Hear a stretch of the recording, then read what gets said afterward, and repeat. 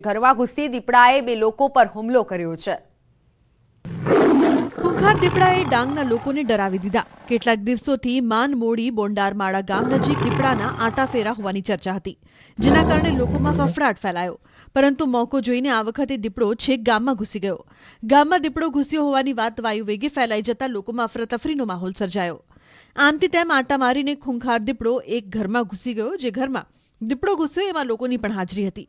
ઘરમાં ઘૂસી ગયેલા માનવભક્ષી દીપડાએ બે લોકો પર જીવલેણ હુમલો કરી દીધો। દીપડાના હુમલાથી બંને ગંભીર રીતે ઘાયલ થતા તેઓને હોસ્પિટલ ખસેડવા પડ્યા। આ ઘટનાની જાણ થતાં ગ્રામ લોકો દીપડાને હાંકી કાઢવા દંડા લઈને પહોંચ્યા। આ તરફ વન વિભાગને જાણ થતાં વન વિભાગની ટીમ પણ પહોંચી ગઈ। વન વિભાગની ટીમે ઘરમાં ઘૂસેલ દીપડાને રેસ્ક્યુ કરવા માટે ઓપરેશન હાથ ધર્યું। ઘરમાં પુરાયેલ દીપડાને બહાર કાઢીને તેને પાંજરે પૂરવો વન વિભાગની ટીમ માટે પણ આસાન નહોતું। ટીમે ઘરની ચારે તરફ ઘેરાબંધી કરીને દીપડાને પકડવા માટે જહેમત ઉઠાવી। ડાંગ જિલ્લામાં દીપડાના આંટાફેરા અને હુમલાની આ ત્રીજી ઘટના છે। અગાઉ આહવામાં પણ દીપડાએ હુમલો કર્યો હતો।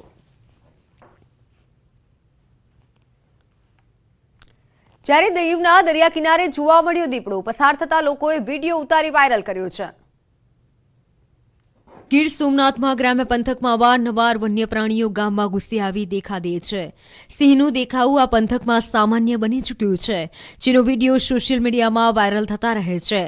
પરંતુ આ વખતે વાયરલ થયેલા વિડીયોમાં સિંહે નહીં દીપડાએ દેખા દીધી છે, અને તે પણ દીવના દરિયાકાંઠે।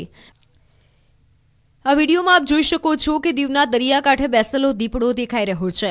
દીપડાને જોઈને લાગે છે કે આરામથી બેસી અને જાણે કે શાંત દરિયાનો નજારો ન માણતો હોય।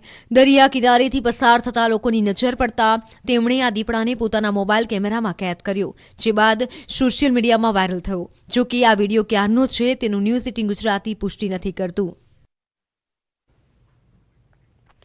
જ્યારે તાપીના વાલોદના દાદપિયા ગામમાં દીપડો પાંજરે પુરાયો છે। દીપડો પાંજરે પુરાતા ગ્રામ્યજનોએ હાશકારો અનુભવ્યો હતો। વાલોદના દાદરિયા ગામમાં છેલ્લા ઘણા સમયથી દીપડો આટાફેરા મારતો હતો, જેના કારણે ગ્રામ્યજનોમાં ભયનો માહોલ હતો।